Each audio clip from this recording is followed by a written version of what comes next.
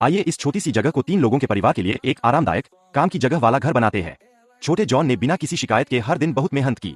एक दिन उसके बॉस ने उसे तोहफे में एक घर देकर सरप्राइज देने का फैसला किया। बहुत खुश होकर उसका परिवार नाचने और जश्न मनाने लगा। लेकिन जब उन्होंने उसे देखा तो पता चला कि वह सिर्फ 3.6 स्क्वायर मीटर का था। जगह इतनी छोटी थी कि उसमें शायद धूप सेंकने वाला ताबूत तो आ जाता, लेकिन पक्का एक रेगुलर बेड नहीं आ सकता था। वह अपनी पत्नी और बेटे के लिए किसी तरह एक साधारण बेड का इंतजाम करता है, लेकिन बेचारा छोटा जॉन हर रात रस्सी पर सोता है कि यह कैसा होता होगा। रोज रात गिरने से परेशान होकर उसने जगह साफ करने और शुरू से रेनोवेशन शुरू करने का फैसला किया। सबसे पहले उसने बाथरूम और किचन एरिया की दीवारों पर टाइलें लगाईं। टाइलों का इस्तेमाल करके उसने सामान रखने के लिए कम ऊंचाई वाली अलमारियां बनाईं। उसने कोने में एक अंडर काउंटर सिंक लगाया और सारे बर्तन और कटोरे उसके नीचे रख दिए। स्लाइडिंग कैबिनेट दरवाजों से कीमती जगह बचती है, हर इंच मायने रखता है।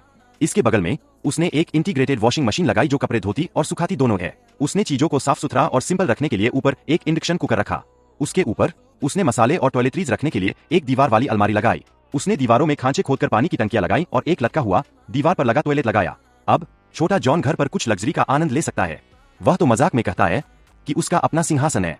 उसने एक साधारण शॉवर भी लगाया ताकि दिन भर की कड़ी मेहनत के बाद वह तरोताजा हो सके और एक नए आदमी जैसा महसूस करे। बाहर 3 कांच के स्लाइडिंग दरवाजे एक अलग जगह बनाते हैं। आगे बढ़ते हुए उसने आरामदायक एहसास के लिए लिविंग एरिया के आधे हिस्से में लकड़ी का विनियर लगाया। उसने दीवार के सहारे सोफा बेड की एक लाइन लगाई। कुछ कुशन डाल दो और यह एक आरामदायक सोफा बन जाता है। इसके नीचे सामान रखने के लिए 2 रोलिंग ड्रॉअर है। इसे बाहर खींचो और यह एक बेड बन जाता है। एक रजाई और तकिया डाल दो और उसकी पत्नी एमिली आराम से सो सकती है। इसे वापस अंदर धकेल दो। एक तरफ के ड्रॉअर में जॉन की छोटी मोटी चीजें रखी है, जबकि दूसरी तरफ एमिली ने सालों में जो साम्राज्य बनाया है वह रखा है। उन्होंने सोफे के पीछे मैगजीन रखने के लिए एक जगह बनाई है। दीवार के सहारे एक आधी ऊंचाई का शू कैबिनेट होना बहुत जरूरी है। ऊपर का ढक्कन खोलो और एक डाइनिंग टेबल सामने आ जाती है। परिवार बिना किसी दिक्कत के एक साथ खाना खा सकता है। उस पर कुछ ऑफिस का सामान रख दो और वह उनके बच्चे का स्टडी एरिया बन जाता है। जब इस्तेमाल में न हो तो यह आसानी से फोल्ड हो जाता है। वे चाबियों और बैग के लिए दरवाजे के पीछे एक छेद वाला बोर्ड लगाते हैं। उसके ऊपर वे गैल्वेनाइज्ड स्क्वायर स्टील से एक बेड फ्रेम बनाते हैं और उसे इको फ्रेंडली लकड़ी के विनियर से लपेट देते हैं। वे अपनी चाची से लिया हुआ एक नरम गद्दा उस पर बिछाते हैं। हेडबोर्ड अलमारी का भी काम करता है। वे नीचे की तरफ बेमौसम के कंबल रखते हैं और अपने बच्चे के अक्सर पहने जाने वाले सारे कपड़े टांग देते हैं।